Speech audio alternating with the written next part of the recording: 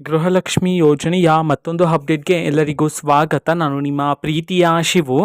ಇವತ್ತಿನ ಒಂದು ವಿಡಿಯೋದಲ್ಲಿ ಗೃಹಲಕ್ಷ್ಮಿ ಯೋಜನೆಯ 20 ಮತ್ತು 21ನೇ ಕಂತಿನ ಹಣಕ್ಕೆ ಸಂಬಂಧಪಟ್ಟಂತೆ ಈಗ ಒಂದು ಇಂಪಾರ್ಟೆಂಟ್ ಇನ್ಫಾರ್ಮೇಷನ್ ಬಂದಿದೆ. ಅದರ ಬಗ್ಗೆ ನಾವು ಈ ವಿಡಿಯೋದಲ್ಲಿ ಮಾಹಿತಿಯನ್ನು ತಿಳ್ಕೊತಾ ಹೋಗೋಣ. ವಿಡಿಯೋವನ್ನು ಸ್ಟಾರ್ಟ್ ಮಾಡ್ತೀನಿ. ಅದಕ್ಕಿಂತ ಮೊದಲು ನೀವಿನ್ನು ನಮ್ಮ ಚಾನೆಲನ್ನು ಸಬ್ಸ್ಕ್ರೈಬ್ ಮಾಡದೇ ಇದ್ದರೆ ಈ ಕೂಡಲೇ ಚಾನೆಲ್ಗೆ ಸಬ್ಸ್ಕ್ರೈಬ್ ಮಾಡ್ಕೊಳ್ಳಿ ಮತ್ತು ಲೈಕ್ ಮಾಡಿ. ಸೊ ಈಗ ನಾವು ಇನ್ಫಾರ್ಮೇಷನನ್ನು ತಿಳ್ಕೊತಾ ಹೋಗೋಣ.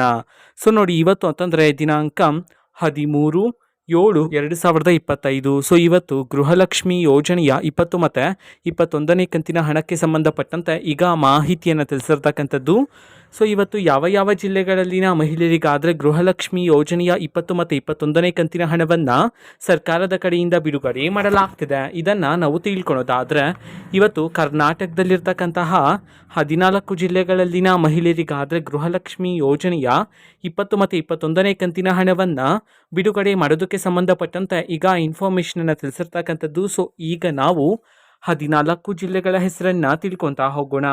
ಸೊ ಮೊದಲಿಗೆ ದಾವಣಗೆರೆ, ಧಾರವಾಡ, ಕಲಬುರಗಿ, ಕೊಡಗು, ಕೋಲಾರ, ಬೆಳಗಾವಿ, ಬಳ್ಳಾರಿ, ಚಿಕ್ಕಬಳ್ಳಾಪುರ, ಚಾಮರಾಜನಗರ, ಚಿಕ್ಕಮಗಳೂರು, ಮಂಡ್ಯ, ರಾಯಚೂರು, ಶಿವಮೊಗ್ಗ, ರಾಮನಗರ ಈ 14 ಜಿಲ್ಲೆಗಳಲ್ಲಿನ ಮಹಿಳೆಯರಿಗಾದರೆ ಇವತ್ತು ಗೃಹಲಕ್ಷ್ಮಿ ಯೋಜನೆಯ 20 ಮತ್ತು 21ನೇ ಕಂತಿನ ಹಣವನ್ನು ಬಿಡುಗಡೆ ಮಾಡೋದಕ್ಕೆ ಸಂಬಂಧಪಟ್ಟಂತೆ ಈಗ ಇನ್ಫಾರ್ಮೇಷನನ್ನು ತಿಳಿಸಿರ್ತಕ್ಕಂಥದ್ದು.